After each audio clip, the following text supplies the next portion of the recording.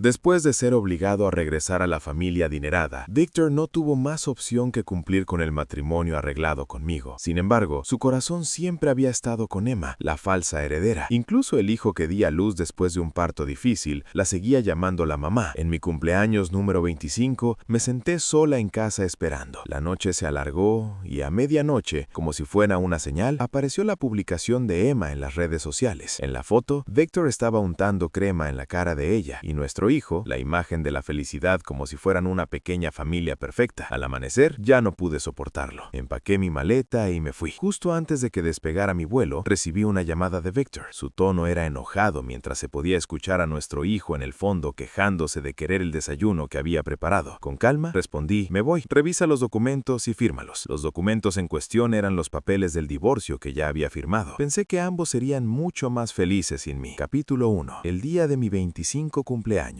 Me levanté como siempre para preparar el desayuno. Al despedir a Victor y a nuestro hijo Lucas, dudé un buen rato antes de hablar. Hoy es mi cumpleaños. ¿Pueden Lucas y tú venir temprano a casa? Sabía perfectamente que hoy también era el cumpleaños de su primer amor, Emma. Pedirle a Victor que eligiera entre nosotros era como humillarme, pero no pude evitarlo. Cuando el médico emitió el aviso de estado crítico, mi abuela, frágil y agotada, me secó las lágrimas y susurró suavemente, no llores, querida. Prometí quedarme hasta tu cumpleaños. La abuela no se irá antes. Corrí hacia la ventanilla del coche antes de que se fueran. De pie afuera, supliqué con voz ronca, solo vuelve para cenar. Eso es todo lo que pido. Lo único que recibí a cambio fueron sus rostros idénticos, fríos e indiferentes. Al instante siguiente, el coche arrancó a toda velocidad, dejándome paralizado. Me costó mucho recuperar el sentido. No se negaron explícitamente, lo que significaba que aún había esperanza. Esa tarde fui al supermercado y compré todas las comidas favoritas de Victor y Lucas. Después fui al hospital a buscar a mi abuela. Para cuando la comida estuvo en la mesa, el cielo ya se había oscurecido. Mi abuela sacó con cuidado de su bolso el regalo que le había comprado a Lucas, un coche de carreras de juguete de edición limitada. Lucas debería llegar pronto, dijo, con la mirada fija en la puerta, esperando impaciente. Intenté convencerla de comer, pero se negó obstinadamente. Los cumpleaños son para pasarlos juntos en familia. No podemos empezar sin ellos. De las 7 p.m. a las 10 p.m., la comida se había enfriado y seguía sin haber señales de padre ni hijo. Volví a marcar el número de Victor. Tras innumerables rechazos, por fin contestó. Lo primero que me impactó fue el sonido de risas y alegría al otro lado. ¿Necesitas algo? La voz de Victor estaba cargada de impaciencia. Forcé una sonrisa amarga. La abuela está aquí. Por favor, ven a casa y pasa mi cumpleaños conmigo, ¿de acuerdo? Te lo ruego, Victor. Jessica, no olvides tu lugar, dijo con desdén. Hoy es el cumpleaños de Emma. No me arruines la noche. Por supuesto. Emma, el amor de infancia con el que creció. Y yo no era más que la mujer que regresó y le arruinó la vida. Me quedé allí paralizada, mirando por la puerta de cristal del balcón la mirada preocupada de mi abuela. Qué poco filial debo ser, pensé. Incluso ahora sigo preocupándola. Ven a comerte el pastel, Victor. Sonó la dulce y juguetona voz de Emma al otro lado de la línea. El primer trozo es para nuestro Lucas, ¿de acuerdo? Entonces escuché la voz inocente de mi hijo. Gracias, tía Emma. Eres la mejor. Ojalá fueras mi mamá. Se me encogió el corazón y sentí un dolor sordo y sofocante que me envolvía las entrañas. Jessica, la respiración de Victor se entrecortó como si quisiera decir algo más, pero a mí ya no me parecía necesario. Colgué rápidamente, intentando desesperadamente ignorar todo lo que oía al otro lado de la línea. Regresé a la sala y me encontré con la mirada preocupada de mi abuela. Débil y pálida, intenté explicarle, la abuela está ocupada con el trabajo, y Lucas tuvo una clase extra en su escuela de tutorías. Ella asintió lentamente como si me creyera. Me jaló suavemente para que me sentara con ella. Nos sentamos uno frente al otro, dando grandes mordiscos al pastel de cumpleaños. El glaseado era increíblemente dulce, tan dulce que me hacía sentir una opresión en el pecho. La suave luz se reflejaba en su cabello plateado, como una vela que se consumía hasta el último instante. Jessica, debes sonreír, sé feliz, dijo con voz tierna. Tú eres el tesoro de la abuela.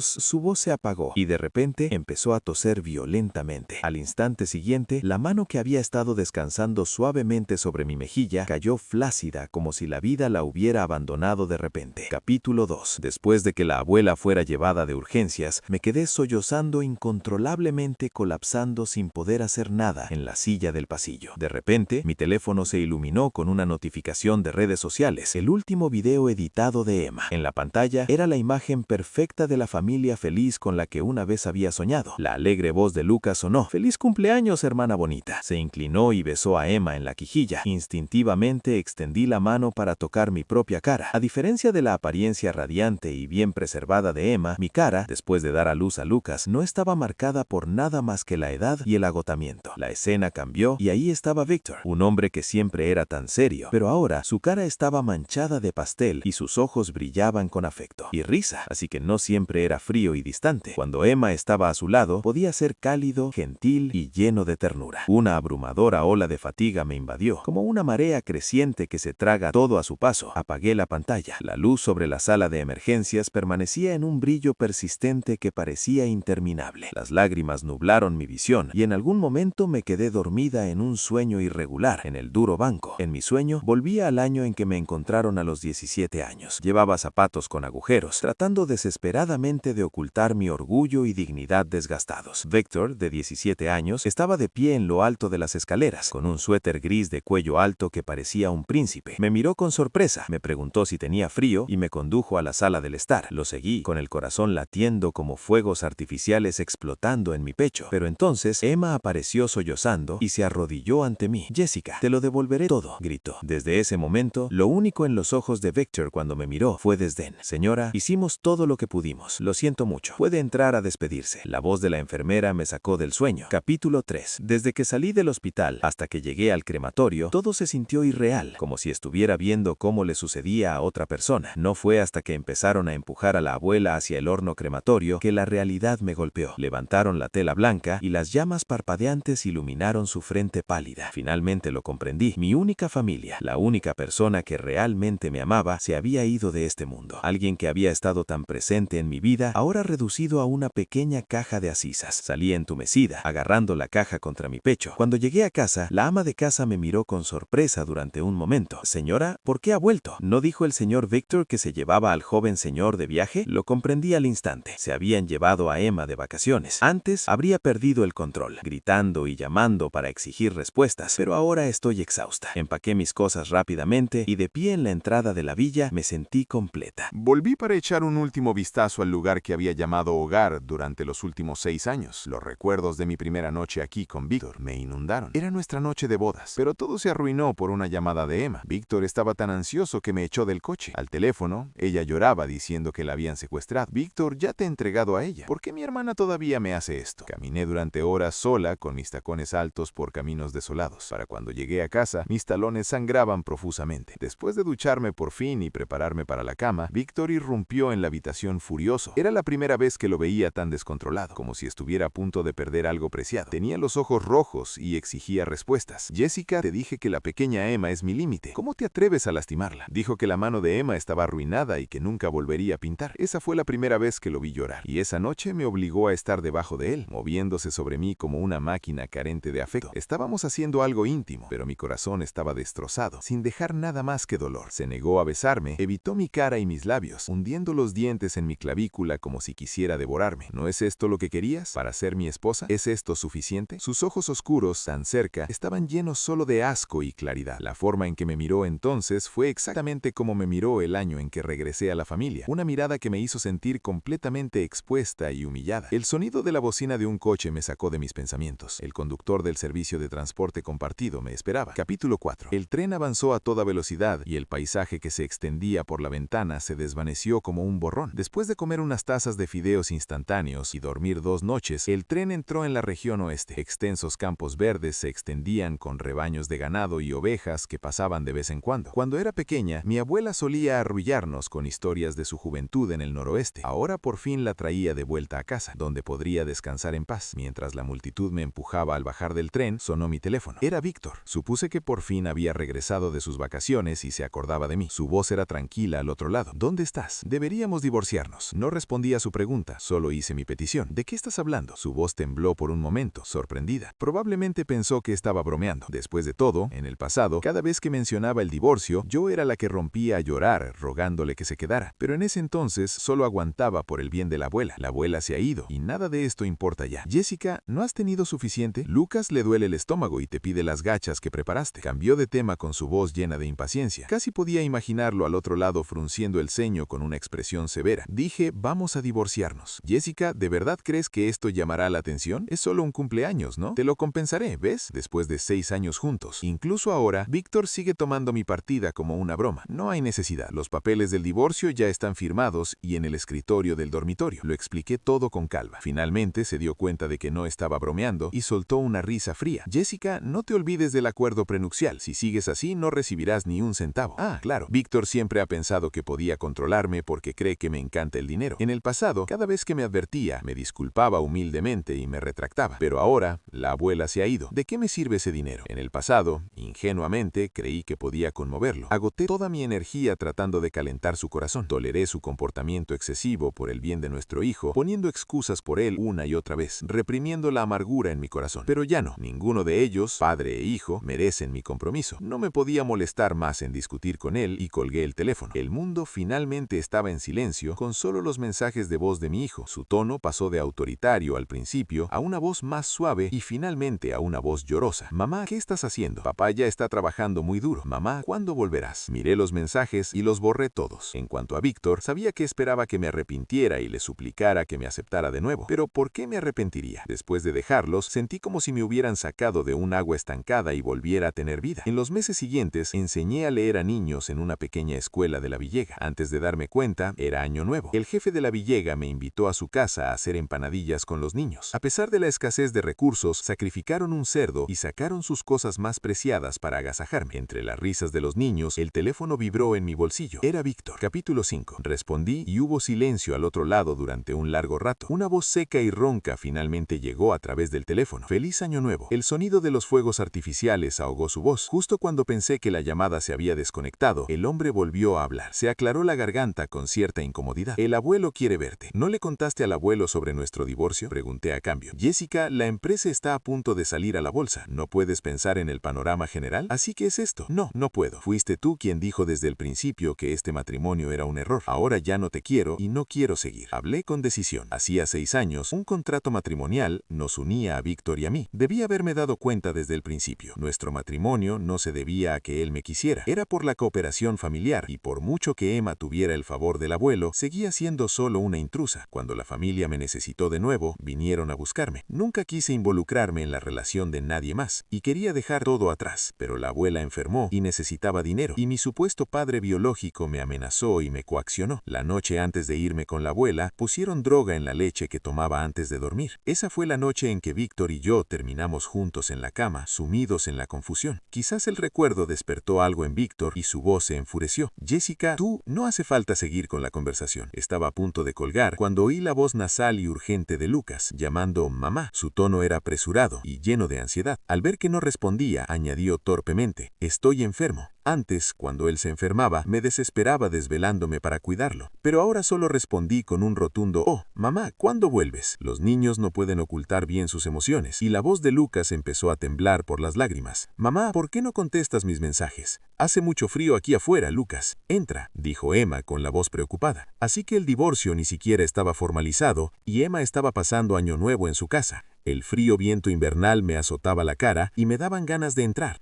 No te molestaré más. Espera, explicó Víctor apresuradamente. Vino sola, así que ahora es capaz de dar explicaciones, ¿eh? Pero antes, cuando me angustiaba por estos pequeños detalles, Víctor me veía desmoronarme, llamándome loca. Mamá, papá y yo te compramos un regalo de cumpleaños. Eso fue hace medio año. Lo encontré mientras revisaba la ropa oculta en el bolsillo de la chaqueta de Víctor. Era un collar incrustado con piedras preciosas. Pensé que era una sorpresa para mí, así que fingí no saberlo. Pero esperé y esperé. Al final,